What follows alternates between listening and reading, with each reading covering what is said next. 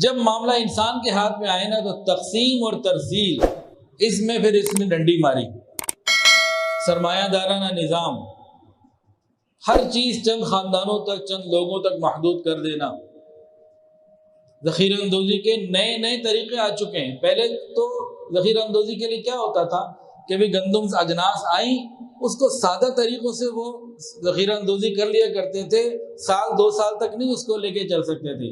اب ایسی دوائیاں آ گئی ہیں کہ لانگ رن اس کو ذخیرہ رکھا جا سکتا ہے۔ اس کے علاوہ کولڈ اسٹوریج بن گئے، پھر نئی شکلیں آ گئی ہیں۔ آم کو کرنا ہے اس کا پلپ کر لیا، اور کوئی چیز ہے اس کے اندر سے کوئی قیمتی چیز نکال کے اس کو ذخیرہ کر لیا، تو یہ چیزیں آ گئی۔ یہ غلطی وہ انسانوں کی ہے کہ خوف خدا نہیں رہا، یہ اس طرح کے معاملات آ گئے۔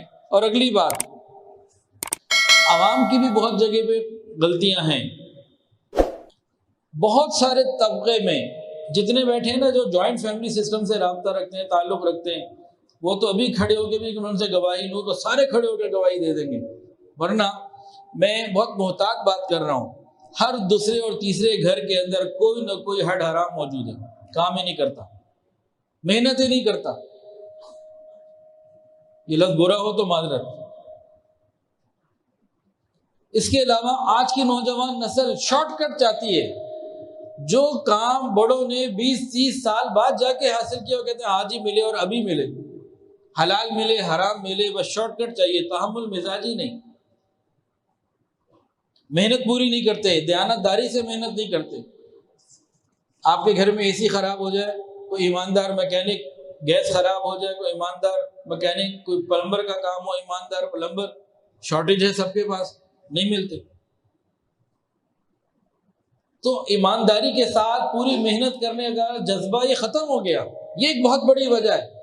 ماں باپ کے فون آتے ہیں، مجھ سے تو الحمدللہ بہت سارے لوگ بیٹھے ہیں، مائیں روتے ہوئے فون کرتی ہیں کہ بچہ نشہ کر رہا ہے، فلاں چیز پی رہا ہے، فلاں دوستوں میں چلا گیا اور کچھ کام نہیں کرتا۔ یہ گھر کی کہانی، ہمارے معاشرے میں ایسے بے شمار گھر ہیں، اور جتنے جوائنٹ فیملی سسٹم والے ہیں اگر میں کھڑا کروں تو سب کہہ دیں گے ہاں ٹھیک کریں۔ تو ایک یہ مسئلہ بھی ہے، مسئلہ ہمارے اندر ہے۔ دوسرا مسئلہ، ایک سرمایہ دارہ نظام کی بات ہوگی۔ تیسرا مسئلہ وہ کیا ہے؟ حکومتی انتظامات کا درست نہ ہونا، ظالم جابر اور نااہل حکومت کا ہونا، اور نااہل لوگوں کا عہدوں پر بیٹھ جانا۔ جو حکومت کا سرمایہ ہے، بجائے کہ وہ عوام پر لگے، وہ اشرافیہ پر لگتا ہے۔ اس کے بعد اگلا مسئلہ، سودی نظام، اس میں عوام ہو یا حکومت، یہ سارے کے سارے ایک ہی اس میں ہے، ایک ہی پلڑے میں ہے۔ تو اللہ رب العزت کی طرف سے نعمتیں کم نہیں ہوئیں، بڑھ رہی ہیں۔ جب ہمارا معاملہ آیا، ہم نے اس معاملے کو پھر اپنی مرضی سے استعمال کیا، اللہ کے احکامات کو چھوڑا۔ عوام نے عوامی سطح پر، انفرادی سطح پر، اجتماعی سطح پر اور حکومتی سطح پر، ہر سطح پر ہم نے جو غلط کر سکتے تھے اللہ کے حکم کے خلاف وہ کیا۔